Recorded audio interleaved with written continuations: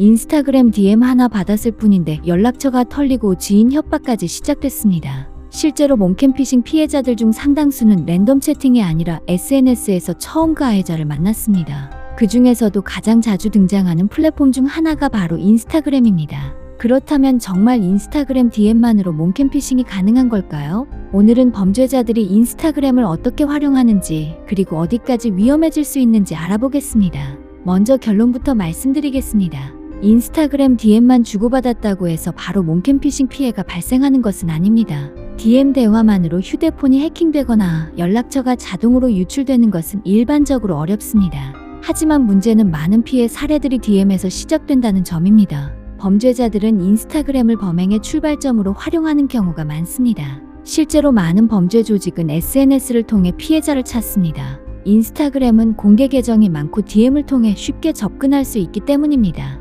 특히 팔로워 수가 많거나 게시물이 활발한 계정은 범죄자 입장에서 관심 대상이 될 수 있습니다. 누군가 갑자기 DM으로 말을 걸어오고 외모를 칭찬하거나 친근하게 접근하는 경우가 있습니다. 처음에는 평범한 대화처럼 보이기 때문에 경계심이 낮아지는 경우가 많습니다. 사실 범죄자 입장에서 인스타그램은 굉장히 효율적인 플랫폼입니다. 예전에는 랜덤 채팅 앱에서 무작위로 피해자를 찾아야 했습니다. 하지만 인스타그램은 다릅니다. 프로필 사진, 게시물, 팔로워, 팔로잉, 스토리, 댓글 활동까지 확인할 수 있습니다. 범죄자는 이러한 정보를 통해 어떤 사람이 협박에 취약할지 어느 정도 판단할 수 있습니다. 직장인인지 학생인지, 공개 계정인지 비공개 계정인지, 지인 관계가 많은지 등을 미리 살펴볼 수 있습니다. 특히 팔로워와 팔로잉 수가 많고 활동이 활발한 계정은 범죄자 입장에서 협박 가치가 높다고 판단될 수 있습니다. 왜냐하면 협박 대상으로 활용할 수 있는 지인들이 많아 보이기 때문입니다. 많은 사람들이 몽캠피싱의 핵심이 영상이라고 생각합니다. 하지만 실제로 범죄자 입장에서 더 중요한 것은 피해자가 느끼는 공포입니다. 영상이 존재하더라도 지인들에게 보낼 수 없으면 협박 효과가 크게 떨어질 수 있습니다. 반대로 영상이 없어도 피해자가 지인 노출을 두려워한다면 강한 압박을 받을 수 있습니다. 그래서 범죄자들은 피해자의 인간관계와 SNS 정보를 매우 중요하게 생각합니다. 범죄자들은 대화를 시작한 뒤 빠르게 친밀감을 형성하려고 합니다.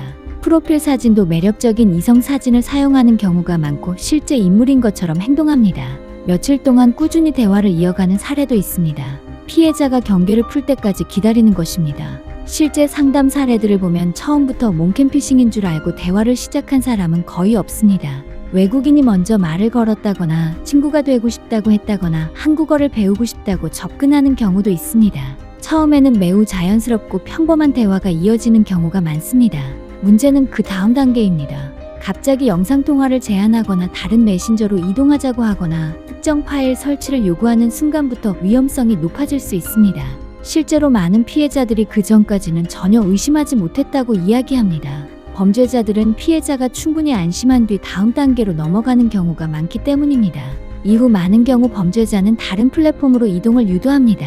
이 단계부터는 특히 주의가 필요합니다. 몽캠피싱 사건들 중 상당수가 플랫폼 이동 이후 본격적으로 진행되기 때문입니다. 특히 안드로이드 사용자의 경우 외부 앱 설치를 유도하는 사례가 반복적으로 보고되고 있습니다. 범죄자는 영상이 안 된다거나 화질이 좋지 않다는 이유를 대며 특정 파일 설치를 요구할 수 있습니다.